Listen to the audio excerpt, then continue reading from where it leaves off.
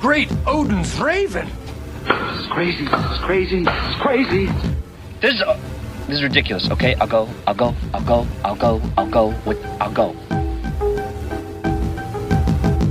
Hello and welcome to the FilmPulse.net podcast, episode number 24. My name is Adam. Today I'm joined by Kevin. How are you, Kevin? I'm doing alright. Kevin's doing alright. I'm getting pumped to come up there. Tuesday. You shouldn't be. I am. Tuesday. It's when you don't live there. I mean, it's nice to come back, see everybody. This week we're going to be talking about our thoughts on Moonrise Kingdom. It finally came out down here, so I got a chance to see it. We also have some weekly news bits, including a bunch of stuff coming out of Comic-Con. We have some Amazon Blu-ray deals, and finally we'll be doing our predictions for this week's opening films. As always, let's get things started with a little bit of what we've been watching this week. I think I'll start this week because I have a huge list, and I'm going to try to truncate things and make things go as quickly as possible. First up, I have been doing a little Hitchcock marathon. I've been trying to watch one a day because I love Hitchcock, but there's so many that I haven't seen, even classics that I just haven't seen. I'm kind of ashamed to admit it, but so I'm the same way. There's a good number of them that I have not seen. This week I watched 39 Steps, Frenzy, Rope, and Notorious. And they were all fantastic. I loved all of them. I think Rope is probably the most famous out of that bunch. I'm guessing, but it's actually my least favorite out of all of those. And Frenzy was really interesting because that was his second to last film that he made. Came out in 1972, somewhere around there. And it was a lot more violent. There was a lot of nudity. And you could tell that that's when the censors were kind of leaning back on things. Yeah. So it was more like an uninhibited Hitchcock film. But I really liked that. 39 Steps was incredible. That was one of his earlier movies. That came out in the 30s. I think somewhere around 35. Just great movies. I recommend all of them. I also saw Vampire's Kiss for the first time. Have you seen this? Is this the Nicolas Cage movie? This is like the one when you look at Nicolas Cage clips online, a lot of them are taken from this movie. This is one of his earlier movies, and it's just completely batshit crazy. The whole movie is completely ridiculous. Silly. I can't say I liked it, but it was an interesting premise. And I mean, this is Nicolas Cage at his absolute most insane. So Nicolas Cage becomes a vampire. Sort of. You really have to see it. I do thoroughly enjoy I don't know if it's the DVD cover or the poster or whatever the hell it is. It's horrible. But his face and just the expression on his face. Yeah. You definitely got to see it. You got to sit down and watch it because it's so over the top and insane. I do thoroughly enjoy Nicolas Cage being batshit crazy. Oh, then you'll love it. Nice. You'll love it. I also finally saw Margaret. Oh, you did get to see Margaret. I did see Margaret. Which one did you watch? Did you watch because there's two versions, right? There's a director's cut that's 3 hours or something. I saw the theatrical cut. Okay. I decided I'll give the theatrical cut a try, and if I like that, I'll watch the director's cut. Because I did read, I forget where I read it or who said it, but someone said that they watched the theatrical and they thought it was terrible, and then they watched the director's cut and they said that it was close to a masterpiece. Well, maybe I do need to sit down and watch the director's cut. It'd be interesting to see how different it is. Yeah, because the director's cut, from what I heard, adds about 35 minutes to the movie. And I'll tell you, I barely got through the theatrical cut. Really? Even the theatrical cut is still about 2 hours and like 25 minutes. Ooh.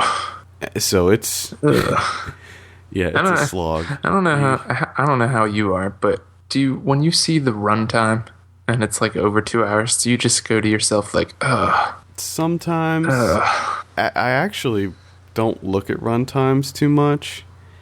But it really depends on the movie. There's some movies that I'm like really excited for, and I don't care if they're that long. Just movies that take me on, there's some movies like Magnolia, for instance.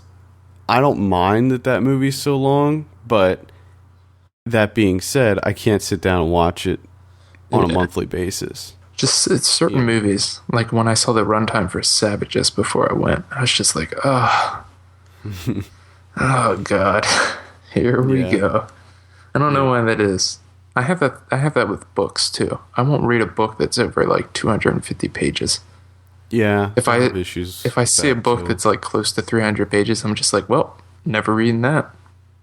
Well, a good example would be like for me when I went to see The Avengers, I knew that was 2.5 hours. And when you watch The Avengers, it doesn't feel like 2.5 hours. Margaret, it's 2.5 hours, but it feels like it's 5 hours. Because it's such a strange movie. The way that it's edited is really weird, and it's so long and so much happens. It's the most simple concept for a movie ever. A girl witnesses a horrific bus accident and has to deal with it. And she deals with it in a variety of ways. But there's so much. Like, it just follows her forever. It never ends. And I don't want to say it was a bad movie, but there were parts to it that it was. I think I do need to see the director's cut, because I think that there are parts of the film that feel unfinished, sort of. Yeah. It just doesn't feel like a complete, cohesive package. So maybe I do need to watch the director's cut and come back to it. Yeah, I wish I could. I wish I could remember who said that. I mean, that's a huge difference from going from one cut of the movie is disappointing, and then the other cut is close to a masterpiece. Well, I mean, there have been a lot. I don't know if you've heard of those Star Wars prequel recuts that people do, like the Topher Grace edit. And they said that those are like actually great movies. Like, they turn the Star Wars prequels into great movies. So I think editing is extremely important. Yeah. I mean, it can change the tone of a film. Topher Grace. I would love to see that Topher Grace cut. He condensed all 3 Star Wars prequels into one, I think it was like 110-minute film. Wow. And supposedly it's like really good. Topher Grace got bored one day and he's like, you know what I'm going to do? Yeah, I'm going to recut the 3 Star Wars movies. Apparently it worked out. It worked out for him. Yeah, he'll probably get work from that. Anyway, Margaret, I can't recommend it. I didn't think it was a masterpiece. I didn't think it was a great movie. It was really weird because for those of you that haven't heard of this film, it was actually filmed in 2005, and it took them like 6 years to get this thing edited. And there was all kinds of problems with the director and Fox Searchlight, and they finally came out with it. And it's like all that time in the editing room, and you couldn't condense it anymore. I mean, I don't know. But it was also weird because it stars Anna Paquin, Matthew Broderick plays a small role in it, and Matt Damon. They all look so much younger. But it's like a new movie. It's really weird. Wow. I might have to revisit it later, watch the director's cut. Not anytime soon, I can tell you that. But yeah, I actually read that a couple places. It says the director's cut is what you're supposed to watch. Yeah, maybe I'll check it out. I don't know. I don't know if I could commit to another 3 hours of Margaret. 3 hours that feels like 5. Yeah. And I actually had to look up the name, like why it was titled Margaret. Oh, yeah. They weren't clear. Because I don't know if maybe that's something that got cut, but... The poem or whatever. Yeah, but I didn't know... Because I didn't know anything about the movie other than the basic plot going into it. So I didn't know anything about the poem or anything like that. I also saw The Square, which was a movie you saw. I saw that last week. I saw that movie. I liked it. Since we talked about it last week, I don't think we need to discuss it anymore. But I liked it. I thought it was good. It wasn't anything spectacular. It wasn't Animal Kingdom, but it was still good. I liked it. Yeah, it was definitely tight story writing, I thought. Yeah. Yeah, I'm really into those Australian crime pictures. Yeah, Blue Tongue Films. I saw The Good Doctor. This is the good. Why do you do that? I don't know. Well, okay, I'll tell you why. Because the trailer made it look like it could be pretty cool. It looked like a nice suspense thriller. I don't dislike Orlando Bloom. I did dislike this movie. I also like Michael Pena a lot. I do enjoy him. This was very disappointing. Don't see it. It's not worth it. Did not like it. Don't see it. Yeah. We may have a review up on the site for that at some point. Really? Yep. And I saw... Along with Moonrise Kingdom, Safety Not Guaranteed came out. You're a piece of shit. Yes, they both hit theaters down here at the same time, and I was so excited. I was beside myself. When I woke up Friday morning, checked the listings, boom, Safety Not Guaranteed and Moonrise. Son of a bitch. And it was phenomenal. Hands down, as of... now my favorite film of the year. It was just incredible. I loved it. Loved everything about it. Ridiculous. You know how pissed off you were that I saw Moonrise Kingdom? Yeah. That's how pissed off I am at you. Doing the old switcheroo. And finally I saw 2 older movies. I've been since we've been doing this Letterboxd thing, I've been finding a lot of older movies that I haven't seen that I feel like I should see. So I checked out Eating Raoul and Cronos. So Eating Raoul is the 1985 film, I want to say, somewhere around there. It was okay. It was sort of a... Eating Raoul was 82. 82. I'm sorry. Yeah, 82. It was sort of a horror comedy. I always saw it. It was one of those movies where when I'd go into the video store, I'd always see it on VHS, like sitting on the shelf with the cover of the mouth with the guy's leg hanging out of it. And I always wanted to see it, but finally checked it out. It was good. I liked it. And then Cronos is the Guillermo del Toro film, vampire film, sort of vampire film. And that was okay too. It was interesting because it was one of his earliest films. I think it might have been his earliest film. I think it was his first film. Yeah. And even with that first film, it has his style, with very intricately designed props and things. You could definitely tell it was his movie. And Ron Perlman was in it. Ron Perlman shows up everywhere. Yeah, Ron Perlman was in it. I mean, it's a Spanish film. Ron Perlman pops up. He pops up everywhere. I'm telling you. Yeah. Yes, Cronos was his first full length. Yeah, I liked it. I would recommend that. So that's all I got. I think they're both on Criterion, are they not? Yeah. Yes, that's actually how I watched it, because I got Hulu Plus. So, checked him out on Hulu Plus. Unbelievable. Eating Raoul. I might have to check that out. I've never heard of that movie, which is... Really? Yeah. Yeah. It's very odd. It's goofy. I've never heard of it. Yeah, it's goofy. It's kind of a take on the whole swinger culture of the 70s. Directed by the guy that did Cannonball and Death Race 2000. There you go. Bartle. I love Death Race 2000. That was like a classic. It was a classic exploitation film. Cannonball. That's all I got. What do you got? What do I got?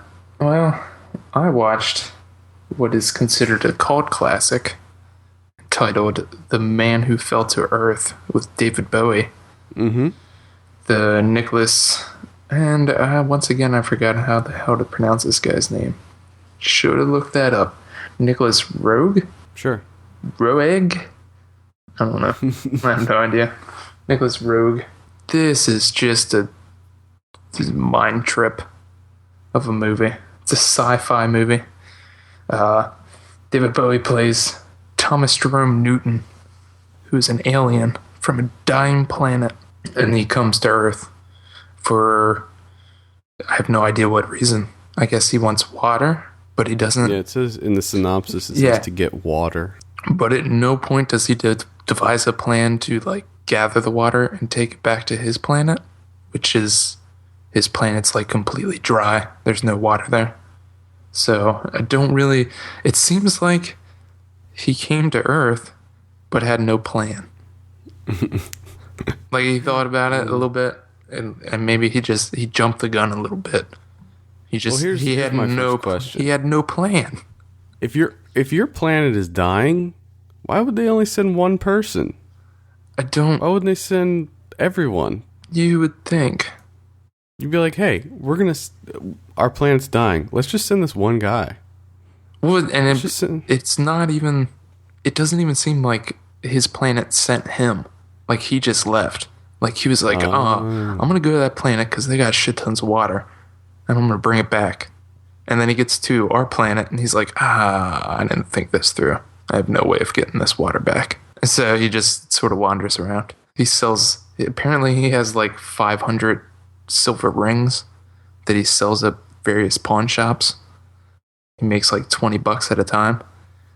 And then he, of course, develops all this new technology and hires a lawyer because he has all these patents. And then he builds this huge corporation because he invents color film that automatically develops itself and all this other shit.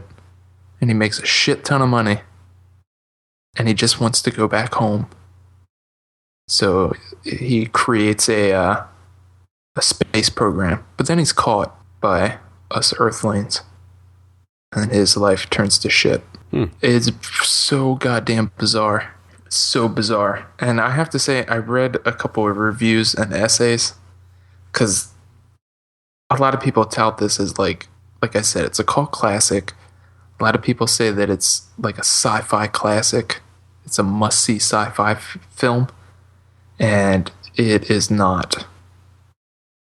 It does have a young Rip Torn in it. I saw him on the cast list here. Which is odd, because I didn't even notice him at first. I was looking through the list and I was like, Rip Torn is in this movie? Poor Rip Torn. Have you heard about all that stuff that he was going through? He broke into that... What did he break? He broke into like was it a bank or something? Yeah, he thought it was his house. Yeah. But I have to say, David Bowie's perfect as the alien, because he's just an odd-looking person. And it's definitely a movie for Ryan, because there's a lot of penis. Oh, nice. And there's David Bowie penis. So Ryan would probably love that. But the thing I must say is I read a bunch of essays and stuff that Candy Clark, who plays, she's like a hotel porter, and she ends up falling in love with David Bowie and like spending most of her life with him. And so many people said that her performance was like a tour de force performance. It's unbelievable. And I have to say that it was the worst part of this movie. I don't understand why they say that. It was such a terrible performance. But I don't want to put all the blame on her. I think she was like misdirected, because if you've ever seen other Nicholas Roeg movies, which I don't think you have, but No, I haven't. all of his movies, his actresses give sort of over the top performances. Was Mick Jagger one of the over-the-top actresses Probably. in that movie where he was the man and the woman? I'm sure he does give a crazy performance. I don't know. But I don't get it. I don't understand why people say that her performance was so great. It was absolutely terrible. It was the most ridiculous performance I've ever seen. To the point of hilarity. It was that bad. I don't recommend it. I would not see. But to me, it's a really good story, and I think that if it was maybe done correctly, it would be a sci-fi classic. But to me, it just seems like a rough draft. It's just rushed. The storytelling's all over the place. It's ridiculous. Do not watch it. Or watch it if you want to laugh. No, I think I'll probably skip it. Because I'm finding the more that I think about this movie, the more I dislike it. So I think I originally gave it like a 6. But now thinking about it, I want to give it like a 3. Just off the wall. And then I also watched Abel, the directorial debut of Diego Luna. And this movie was fantastic. I loved it. It's about a little kid. I want to say he's like 9 years old? 10 years old? I have no idea. I'm terrible at trying to guess ages. His father abandons his family. And apparently Abel doesn't take it well. So he's put into like a hospital. Like he has these sort of like a mental disorder. So when he gets out, he decides to become the man of the house. He takes the place of his father. And it's pretty hilarious because it's a 10-year-old kid acting like a full-grown adult. There's a little darkness to it, dark undercurrent, but the two kids, the kid that plays Abel and the kid that plays the youngest brother, Paul, are, I guess they're brothers in real life, and they are hilarious. It looks pretty cool. It looks like, it looks kind of reminiscent of Boy. It's probably the second best performance of kids. It seems like we've seen a lot of that this year and last year. Yeah. Like, Boy, I still think is the best. This one I think is second. Pretty good for a debut for Diego Luna. Might have to check that one out. Yeah, I wasn't expecting much, because usually debuts are a little, hit or miss. First movie comes to mind. Don't Go in the Woods. Vincent D'Onofrio. Complete fucking mess. I'm pretty sure this movie's better than that one. It wouldn't take a lot, let me tell you. Wouldn't take a lot. You got anything else? I watched the new Beat Takeshi movie, Outrage, from 2010. Yeah, I saw that. His return to the Yakuza film. Yeah. And it's good. It's decent. I mean, it's not his best, which, I mean, he made classics, which I think it's pretty hard to top, like Fireworks and Sonatine. But it's definitely entertaining, and it's definitely a lot better than that Trainwreck Brother, which was the last Yakuza movie he did, which was god awful. I didn't hate it. Oh, I hated it. It was so bad, and it's sad that was, because that was like an American film, wasn't it? Yeah, it was an American. I think it was maybe like some kind of joint venture, but what's his name was in it? Omar Epps. And there's two scenes that I remember specifically. The scene where he's like standing in front of Beat Takeshi on the sidewalk and he's like yelling at him, and Beat Takeshi's just standing there with his like blank stare and just bends over and breaks a bottle. What does he do? Break a bottle and stabs him in the face with it or something? Yeah.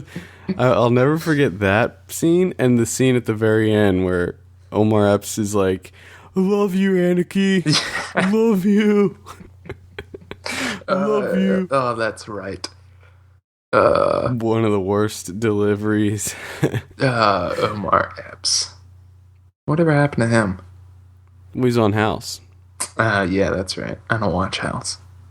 Well, it's over now. The only thing I know about House is it's not lupus.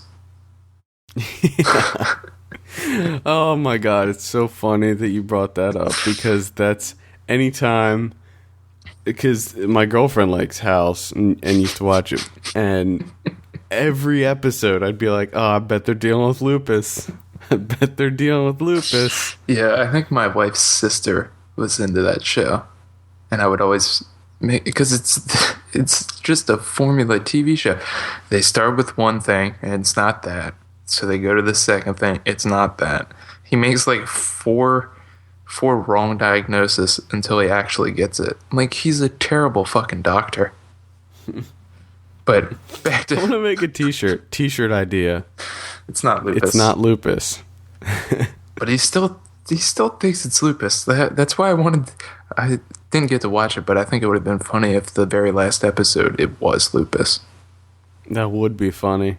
And it was just like a long, I didn't see the last episode either. It's just a long setup to a joke. So getting back to Outrage. Back to Outrage. Yeah, like I said, it's it's a decent Yakuza movie. It's not his best, but of course, Beat Takeshi plays this same style gangster that he always plays, with that stoic gangster with the facial twitches. Mm-hmm. Which I love. I think, to me, he's like the best gangster on film ever. He's awesome. So I can watch that character all the time. I enjoyed the movie. I definitely, if you're going to start with Beat Takeshi, I would say that, this is one of his lower ranked films. I would say watch, Fireworks or Violent Cop or Sonatine, which I think is a classic. But there were some crazy scenes in this. Like, yeah. Have you seen this? Mm-hmm. Yeah. When the guy's in the dentist office and he gets the drill to his teeth. Yes. That was hard. That was hard to watch. Anything that involves teeth freaks me out. Yeah, there were a couple scenes there was some ultra violence in this movie. And the way they kill Mizuno, that was ridiculous. That was completely insane. I think they're making a sequel to this, though. That's what I heard. I definitely agree that it's not his best movie, but it's hard to top those. Yeah, and it's sort of what I'm thinking is, I think he should get away from the Yakuza movie. As much as I'd hate to see him leave that genre. Well, as long as he doesn't go back to like romantic comedies, I'd be okay with it. Yeah. Yeah, he needs to stay away from the romantic comedies, which is funny because he's a comedian. That's how he started.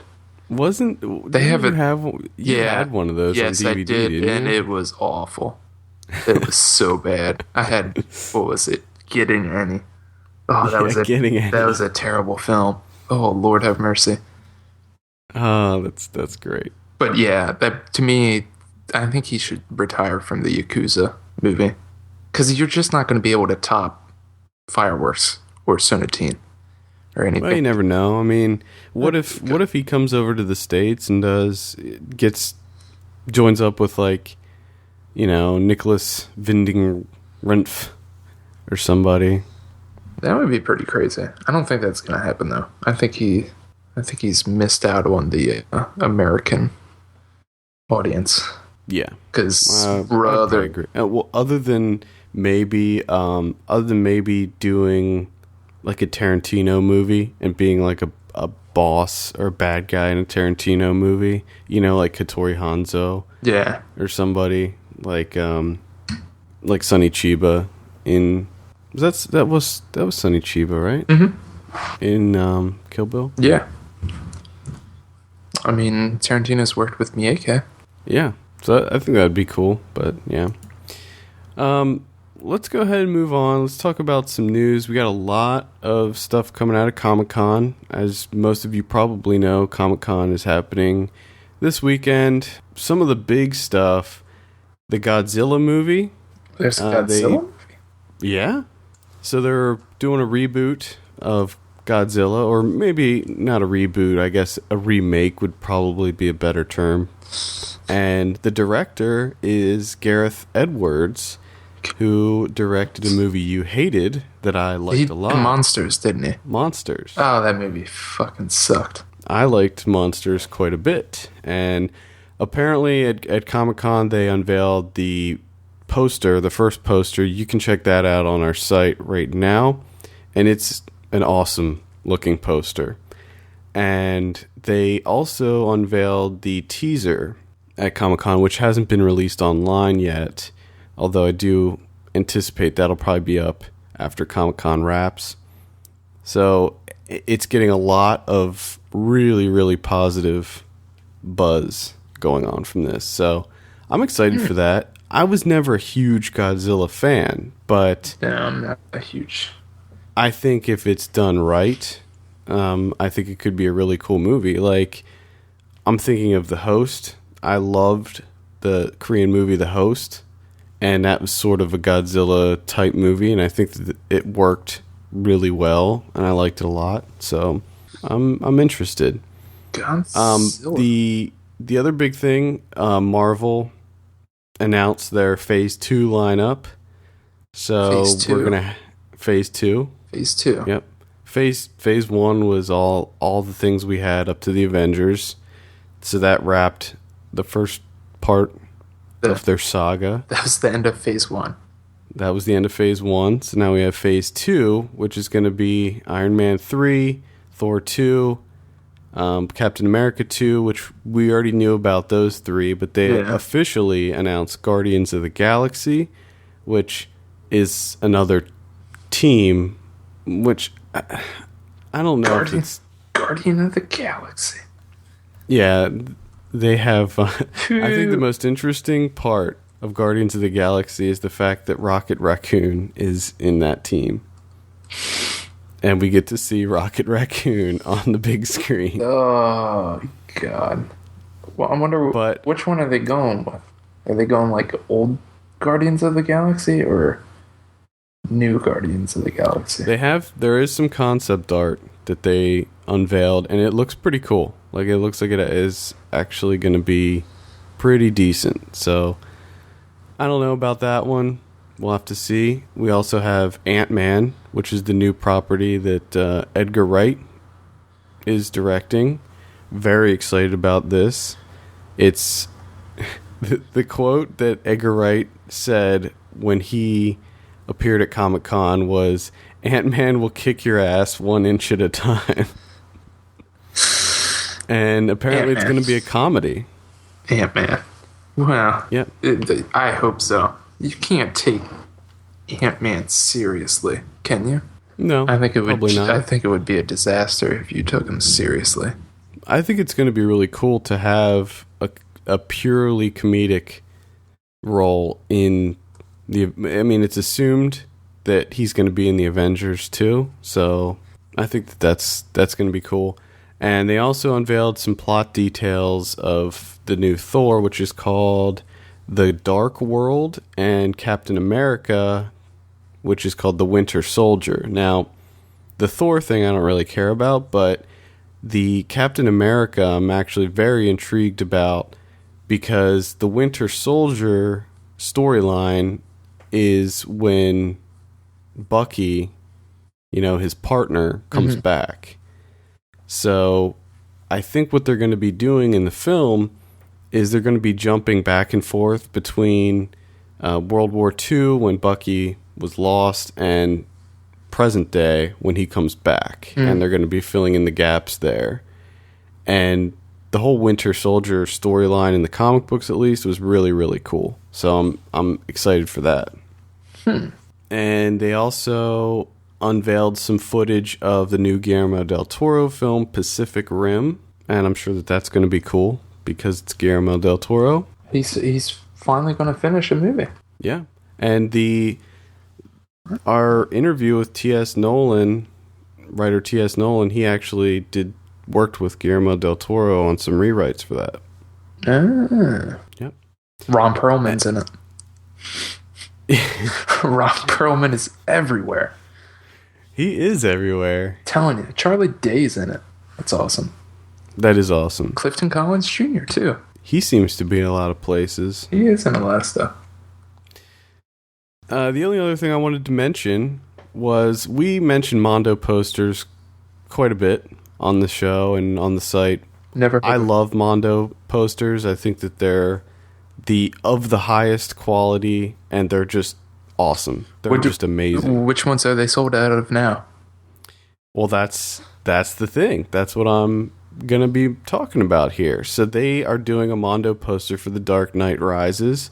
The artist is Ollie Moss. He did a lot of Mondo posters, and he's probably one of the biggest names on the Mondo team.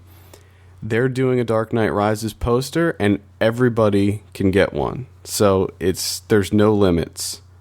They're going to be $40, which is pretty much the standard price for most Mondo posters. Wow. And starting this Wednesday, July 18th, all day, you can order one, and you're guaranteed to get one. Wow. So they're going to be doing as many prints as necessary. And one random poster will have a golden ticket in it that you can trade in to have a custom poster made from Ollie Moss that is whatever you want. That is cool. Yeah, so you can send in a picture of whatever you want, and he'll do a poster of it. That is cool. And the Dark Knight Rises poster is pretty awesome looking. So I take it you're going to be picking up a Mondo poster for $40? Yeah, absolutely. How about that? I like that idea. I mean, they're great. They're great posters. They do. Most of them. They do make very, very nice posters. And I'm so sick of logging onto the site and seeing this amazing poster Sold out of one of my favorite movies, and then it's sold out. And that's why they're doing this, because they know that people are complaining to them every day that no one can ever get their posters because they sell out so fast. Yeah. But at the same time, I kind of like that. It adds a level of uniqueness to the poster that you get. I mean, they take this poster stuff seriously. They do make very good posters. That is really cool. Yep. They can That's actually all the news I got. All the news you got. All I got is Philip Seymour Hoffman's going to be in the Hunger Games, apparently. The newest one. That. What is it? Catching Fire, right? Mm-hmm. Yes. What's the third one called? Mockingjay? Mockingjay. Did you read all three or just the first one? I read all of them. All of them. Yeah. Read all of them. Yeah, they're pretty good. Good on you. They're not long reads. It wasn't like I dedicated large portions of my life to them. But I mean, after I read the first one, I was like, well, I got to see where they take it. Where are they going to take it? Well, apparently he's going to be playing a character named... Jesus Christ. Their names are ridiculous. Plutarch Heavensby. Yeah. Also, they actually, this week, related to that, they announced the release schedule of the rest of the films. Yeah. So I saw that. There's actually Mockingjay is going to be 2 parts. Yep. I hate when they do that. Yeah, so we're going to be dealing with these Hunger Games movies till 2015. Oh my god. So sit back. Get ready for some archery. Oh god. Any other news bits? No, only one other thing is Ed Helms is going to be redoing the Vacation movies. Do you see this? I read that they were going to be redoing them. I didn't know that Ed Helms was involved. Yes. Ed Helms is involved. So I do another thing. Just let it go away. Just let things die. Why do we have to reboot everything? I don't know. I mean, if they're gonna have to reboot the vacation movies, I would say Ed Helms would probably be a good choice for that. I think so too, but Because I'm thinking about who else? Like, who else would it be?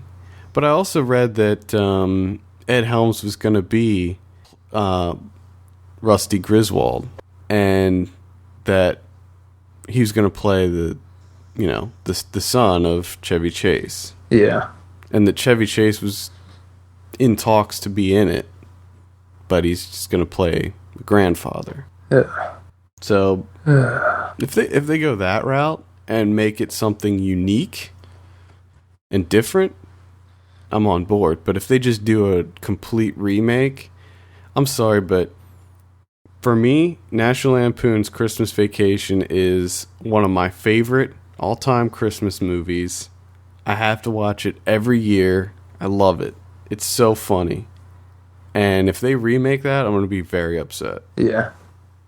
Well, did you see, and I don't know if you saw this, but they're already trying to make a American remake of Clown with Danny McBride. Yeah, I did read that. It's ridiculous. I don't know about that. The movies don't even come out yet. We're remaking them. Yeah, it doesn't come out till what, like 2 weeks or something. Yeah, right? and they're already in talks to remake it or make an American version. Oh, I don't think it'll work. And if after you see it, you'll agree. You'll be like, that's not going to work. yeah. I mean, from what you told me, what you've talked about, it's not going to work. It's just going to be like a watered down version of. Right. It'll be a watered down version, but the cultural differences are not going to translate. It's just. It just won't work. It'll just be The Hangover. Yeah. It'll just be The Hangover. I hope they get Danny McBride, and I hope they get like Lars Van Trier to direct it. That would be great. That would be funny. Because I think he directed like the latest episode of the TV series. Yeah, he did. So that'd be great if they got him to direct the American remake. Lars Van Trier and Danny McBride. Yeah. No, I would watch that. I would watch that, yes. Absolutely. Okay. You want to talk about some Amazon deals? I guess. Let's do it. To get these incredible deals, just visit our site at filmpulse.net. Either click on the Amazon banner, shop as you would normally, or click on the store link and check out some of our favorites and what we've been talking about on the show. First up, we have The Hunt for Red October, $9.96 Blu-ray.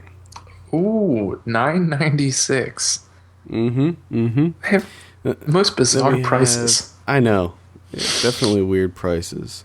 We have True Grit, $10.90 Blu-ray. 10? Are you kidding me?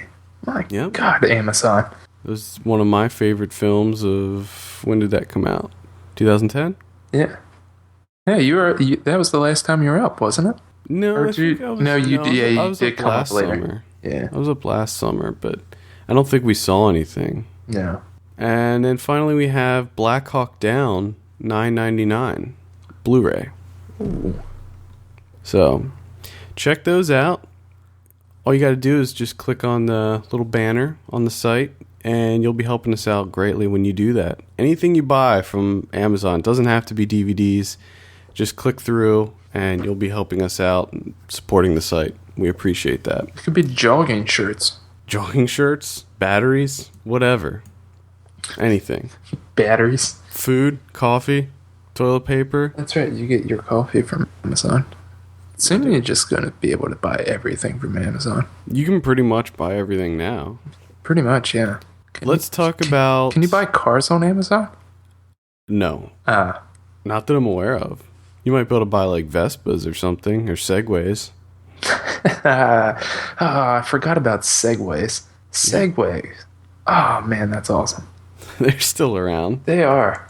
I haven't seen one. Let's talk about Moonrise Kingdom.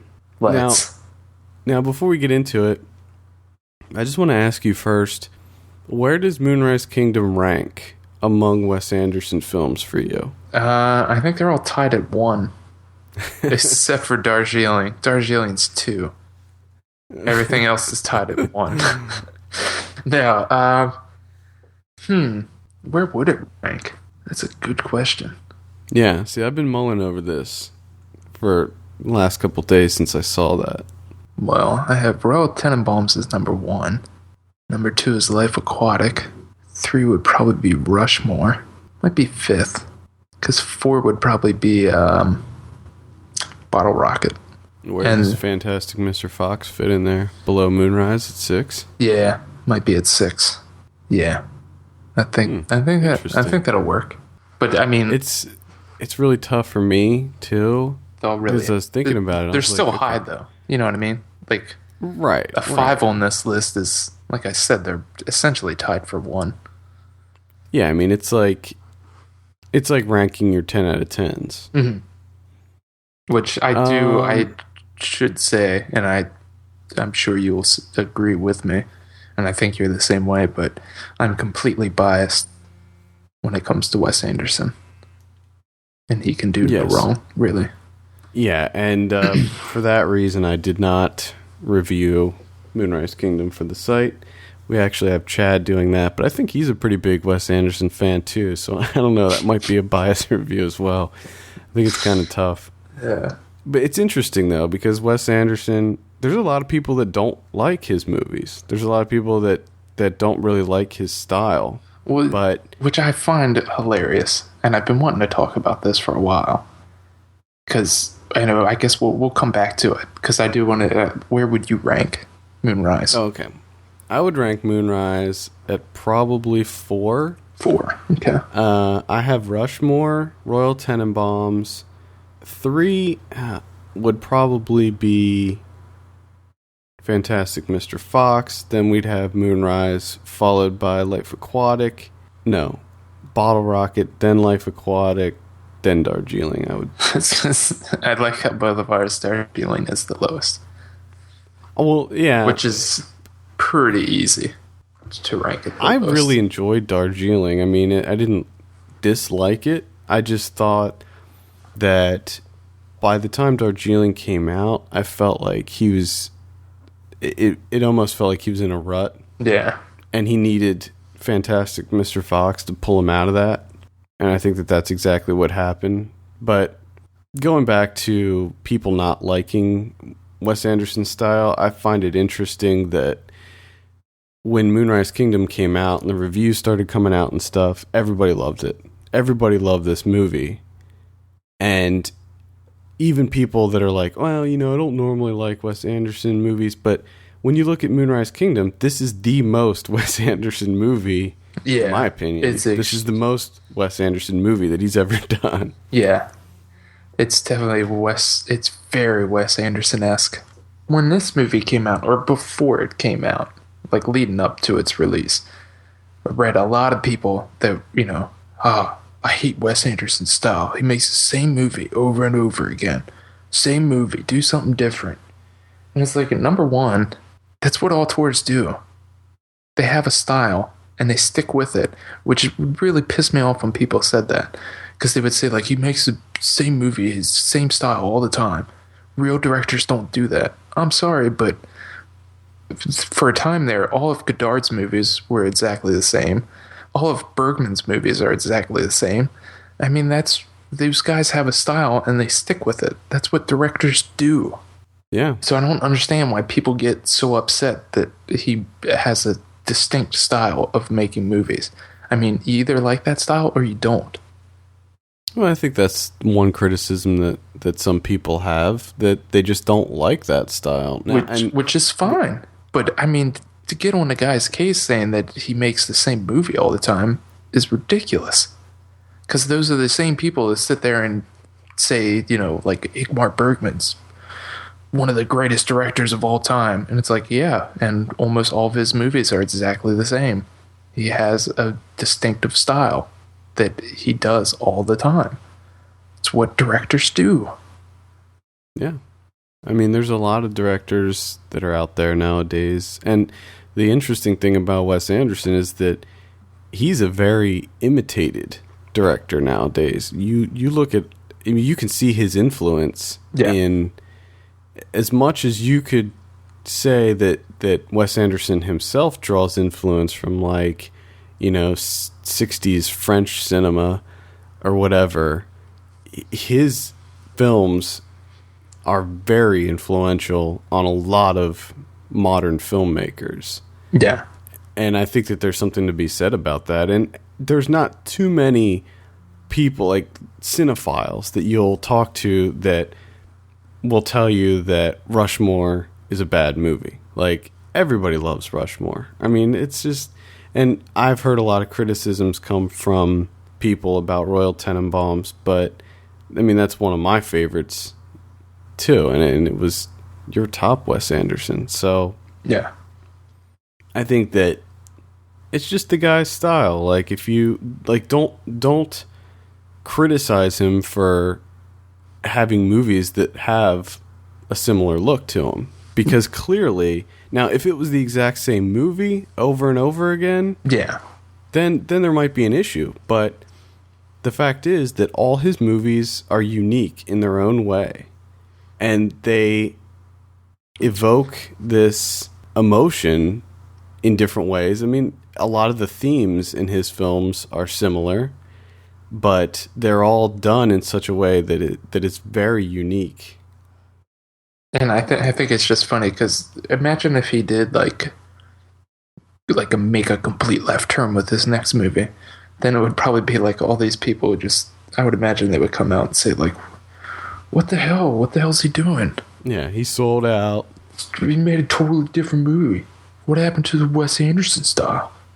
It'd be like DJ Shadow. People losing it over DJ Shadow. That is unfortunate, though. Yes, but yeah, I see Moonrise Kingdom as a sort of like a love letter to 60s, 70s French cinema, which I thoroughly enjoyed because I enjoy 60s, 70s French cinema. So I don't particularly enjoy 60s. I know you don't. I know you don't. But I enjoy Wes Anderson. There's something about the look of his movies and the feel, the tone of his movies that always makes me feel good. And I can see the same thing about Safety Not Guaranteed. The whole time I'm watching the movie, I'm smiling. I just have a smile on my face the whole time. He makes you feel good. And sometimes it's nice to have a movie that's just pure, and sure, it'll have some serious moments, which I think I think that's something that a lot of people don't really talk about when they discuss him. I think he has a really compelling way of just sort of slipping in the sadness. Oh yeah, just and there's slip it in there, and I love the way that he does it. A lot of times he'll shock the audience. Like he'll do something. He'll take the movie somewhere that you just did not see it going. Like when the dog dies. Darjeeling Limited, Darjeeling Limited, the whole river scene with the kids on the bridge, and Life Aquatic, the pirate scene, and even more so the scene at the end with the helicopter crash, and all that stuff. He does take his films to some very dark places, and I think that it's a really interesting juxtaposition with the overall tone of his movies, because for 90 minutes or whatever, you're seeing this relatively happy kind of light comedy, and all of a sudden you'll just get speared with this thing that's like so serious and almost shocking that you're just like, whoa. Like he just kind of gives you this jolt.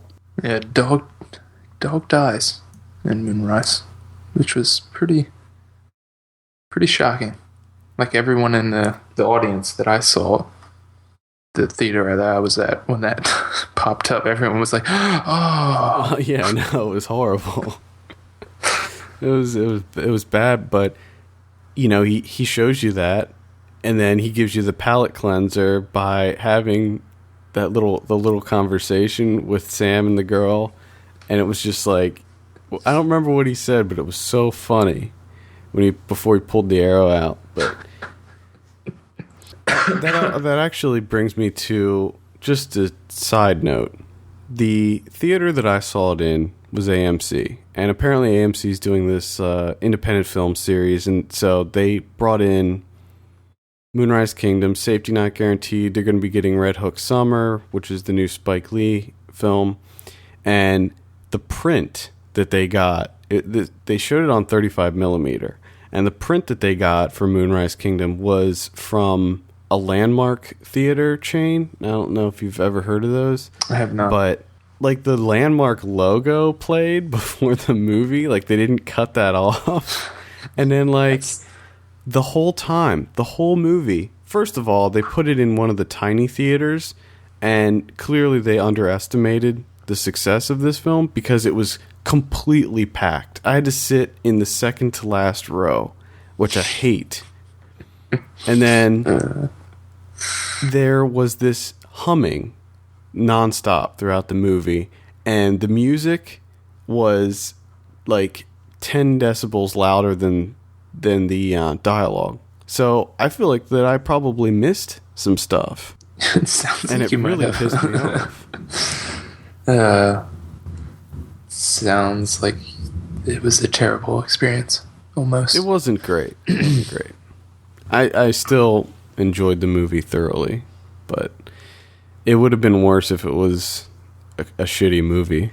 Yeah. But all in all, yeah. I loved it. Yeah. I loved the movie. I have to agree. With me, the way Wes Anderson movies go is I just don't want them to end. No. Just don't I want wish you'd come out with one every year. I know. That's the worst part, is now we have to wait probably 2-3 years until he comes out with another one.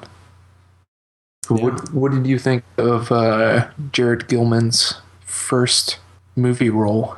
I thought all the kids did a phenomenal job. I thought that kid was amazing. I thought that the girl was amazing. I thought everybody did a fantastic job. I thought Jared Gilman was hilarious. He was the standout. Yeah, for sure. He was hilarious. Standout. Just everything he did was perfect. I loved the entire scene with how they talk about sucking on the pebbles. They just show him like sucking on pebbles, and then he spits it out, and he's like, "I have water too." Ridiculous. There were a lot of scenes that I really enjoyed, but the thing that I loved the most, and it's a typical Wes Anderson thing, is just the camera work, the dolly shots, I love when he panning. When he does like in the very beginning of the film, the way he starts it, how he has, half of the building of the house cut in half, and he just sort of pans from room to room. Yep. I love that he does that. I love that. He does a lot of the panning where like it'll be, the camera won't be moving, it'll be like a static shot with something happening, and then he'll quickly turn it to the left or right, and it'll be something else ridiculous happening, right next to him or whatever. Yeah. The scene where just at the end where he says like, where Jason Schwartzman's like, go over there by those trampolines and talk this over, and then just how you could just see the kid jumping on the trampoline in the background and stuff. I just thought everything was so meticulous.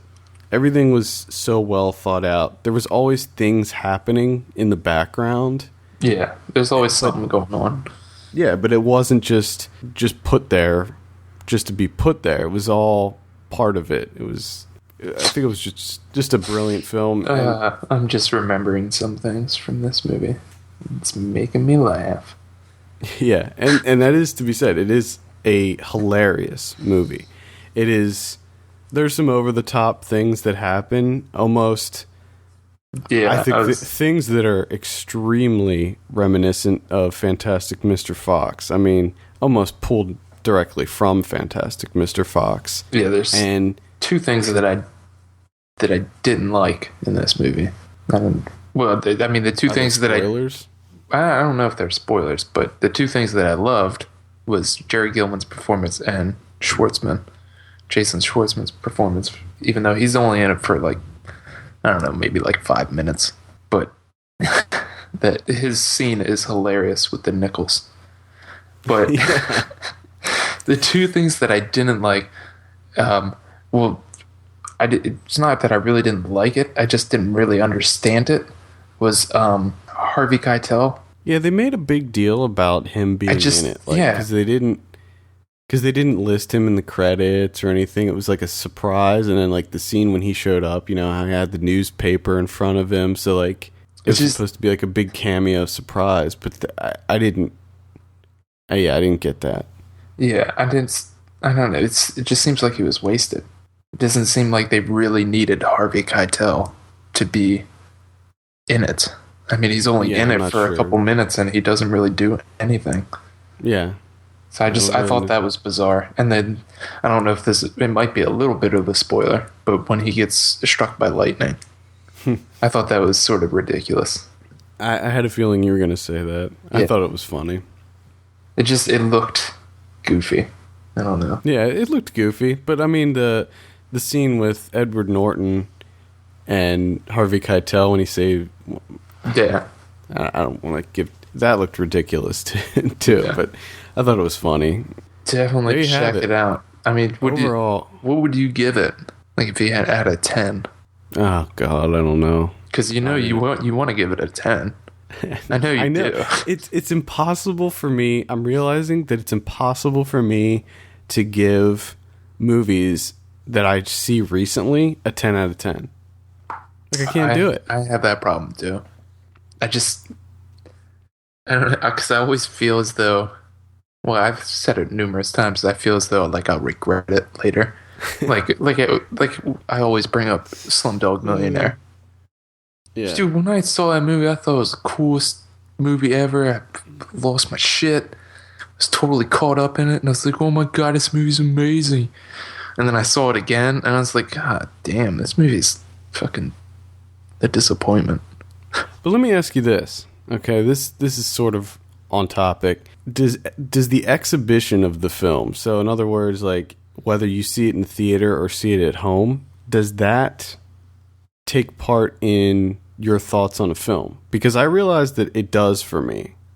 Like, if I see a movie in a theater, there's a much higher chance of me liking it than if I see it at home. Yeah. And a great example of that for me is Avatar. Because I saw Avatar in IMAX in 3D, and I loved it. I thought it was amazing. And then I saw it on HBO, and I was like, this is not good. I do not like this. And that made me realize, like, there's so many times where I'll see a movie, and I'll be, like, completely enamored with it, and be in it, and just, I love it. And then you watch later it at I'll home. see it at home. And I'm wondering... Like, well, I think there's...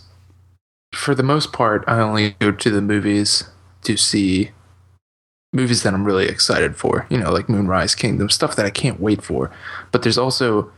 I'll only go see, like, action movies. Like, big-time action movies or something like that.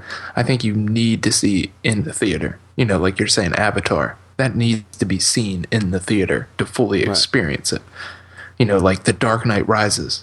You have to see that in the theater. It's the way it's meant to be seen. But it's so, I mean, there's some movies that I'll be sort of excited to see, but I'm also at the same time, I'll be like, well, I don't really need to see that in the theater.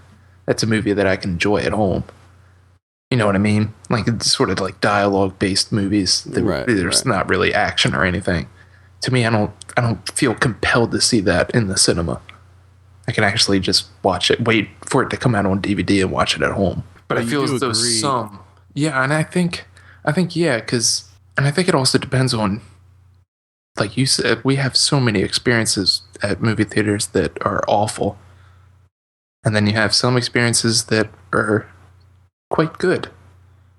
Like, I always have a good experience at the Charles in Baltimore.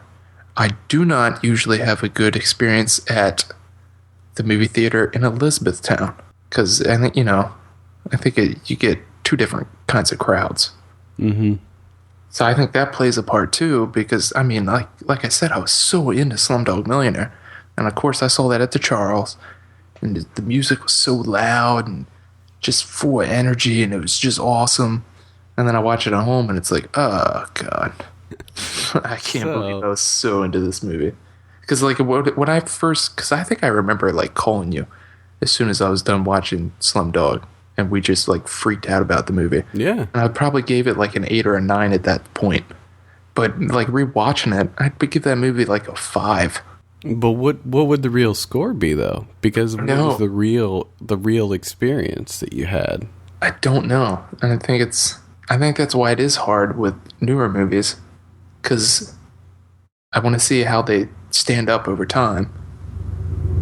Yeah, you know what I mean. Well, that's why scoring movies is stupid. Well, yeah, none of us should ever do it because the scores change. It's just so arbitrary. Yeah, because I mean, to be completely honest, I think I actually do like The Life Aquatic a bit better than Royal Tenenbaums. But Royal Tenenbaums is always going to be like one of my favorites because it was a really fun experience. You know, all of us driving down to Baltimore and seeing it at the Charles late at night. It was awesome. So that's why that movie is always like at the top. Yeah, we did. That was a good trip. But just talking about Moonrise Kingdom by itself, I think that most people will like this movie. Yeah, and I think it's a good time. I think that it will probably be, I mean, it'll definitely be on my top 10 of the year, I'm sure. And I think it'll probably end up on a lot of people's top 10s. A lot of the other podcasts that I listen to, they started doing their like mid-year top 10s. And maybe we'll do that. Probably. Yeah, we'll think about it. We'll think about doing something like that. I don't know. I'm trying to think of. I guess it probably would be my favorite so far of the year. Like I said, but it's not guaranteed. I think is, but for just me, it's a little bit higher. It's tough to say that because right there, I haven't seen that movie yet. That might be. That's why I find it hard to make those lists because there's so many movies that I haven't seen. Well, if we do decide to do like a mid-year thing, we'll make a list of movies that we just didn't get a chance to see yet that might be on the list or something. Yeah, because especially considering where I live. Right. Most of those movies we don't get them fancy cultured movies. We get them, but apparently not till 2 months after they're out. Yeah, that's something that sort of happens around here too. We'll get movies when they come out on like DVD. It's like, oh, what the hell's the point? I just rent the damn thing. Yeah, exactly. All right. Well, I think that wraps up our conversation on Moonrise Kingdom. If you haven't seen it, please go out and see it. It is a fantastic movie, and it's highly recommended. I wish my life was a Wes Anderson film. Me too. It'd be awesome. With the soundtrack playing in the background and everything. Yeah. And just charming as all hell. That'd be great.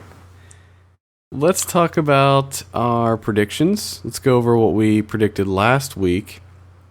We had easy money. I said 76. You said 80. Actual 87. Yeah. So that's a win for you, but be prepared because I have a feeling that I got destroyed. That's the only one you got for this week. Oh, fantastic. We have Ice Age, Continental Drift, I think is the name of it, right? Yeah. Did we find out? No, I think we talked about it before. What number is this? 3? I think it's 4. 4. Pretty sure it's 4. God, how many are they going to make? There's like Meltdown. I don't know. I'm just making because they're making like 6 Kung Fu Panda movies. I don't like any of those. Oh my god, just get it over with. You said 58. I said 50. Actual's 40 on that one. So. We have Red Lights. I said 46. You said 50. Actual 33. Wow. Ouch. That one, not so good, apparently. I'm still going to see it. Then we have The Imposter. I said 95. You said 92. Actual 97 on The Imposter. So I'm very excited to see that one. Yes, I want to see that more than anything. This brings our current total to 27-17. Wow. I'm getting destroyed. Left and right. I'm pretty good at picking them. This week, we only have The Dark Knight Rises. That's the only one we're going to predict. The only one. It's the only one. I'm going to say like a 7. Dude, oh man. It sucks because I'm like fully prepared for the reviews to come out on this and have it be like 20. Well, I mean, it sort of sucks for Christopher Nolan. Because number one, it's not going to live up to what everyone is expecting. I mean, people are just expecting this to be like a masterpiece. I mean, you know, it just seems like people get too amped up for some things. They're creating themselves up that they're going to be let down in some way. I mean, it's going to be awesome. So. I think it's going to be a great movie, but I don't think it's going to like change my life or be like the greatest movie ever made. It's just you know what I mean? Some people just get so amped up. They want it to be good. Yeah. Everyone wants this to be good. And I certainly have some reservations with this just by the trailers and things that I saw. But I think, like you said, I think it's going to be good. I'm really trying not to already have it in my head that it's going to be amazing. Yeah. Because I know I'll be let down. I've been let down by many movies this summer. Yeah. Because I got super excited for Prometheus, and that let me down. Yeah. So I'm trying to be a little more... My excitement's a little more reserved this time around. I just hope Batman dies. That's what I want. If Batman dies at the end, oh shit, that would be awesome. Well, what they might have happen is, in the comic books, Bane breaks Batman's back. Yes. So maybe they can do something like that. Which I remember, we read that comic book at your house. Yeah. That was the day that what was that? Fireball Island. We flipped it over, filled it up with water or something. Fireball Island. I wish I still had that. That game is worth hundreds and hundreds of dollars right now. We flipped it over and filled it up with water. Yep. I don't know why. And then I think we didn't we pry up your floorboards or something? And probably. I think we buried something under your floor. Yeah. I wonder if that's still there. Hopefully. Back to what do you think? The Dark Knight here. But don't you think that would be... I think that would be such a ballsy move to kill Batman. That would be... I would have so much more respect for Christopher Nolan. I think that would just be awesome. Kill him. Can't kill Batman. Kill him. That'd be great. Kill the guy. Well, a lot of people are speculating about Joseph Gordon-Levitt's character and the possibility of him being Robin, because, like, who is he? What role is he playing in this? Yeah, really. So, what do you think? This is going to be a tough one, because there's always going to be that one asshole that's like, I didn't like it. Just because it's so popular. Yeah, I didn't like it. It wasn't. It's no Bergman. Bergman. There's always that one person. You know what I mean? That it's because it's so big. They have to be. They have to be. Fellini makes a better movie. Yeah. I wish Fellini did Batman. Then we'd have a truly great Batman movie. So I was thinking like a 90, say like a 96. Okay, I'm saying 95. Ooh. Okay. Yeah, and I already wrote down my. Then why'd it be 100%? There won't be that guy. Or watch that guy be me. Well, I don't like it that much. Well, Heath Ledger wasn't in it, so it's a letdown. Yeah. Well, there you have it. For all the latest film news and reviews, hit us up at filmpulse.net. We want to hear your feedback. Send us an email at feedback@filmpulse.net. Call our voicemail line at 850-391-6071. Also, please take a minute to rate us on iTunes. We appreciate that very much. For filmpulse.net, my name is Adam. And I'm Kevin. And we will see you on Tuesday for DVD and Blu-ray releases.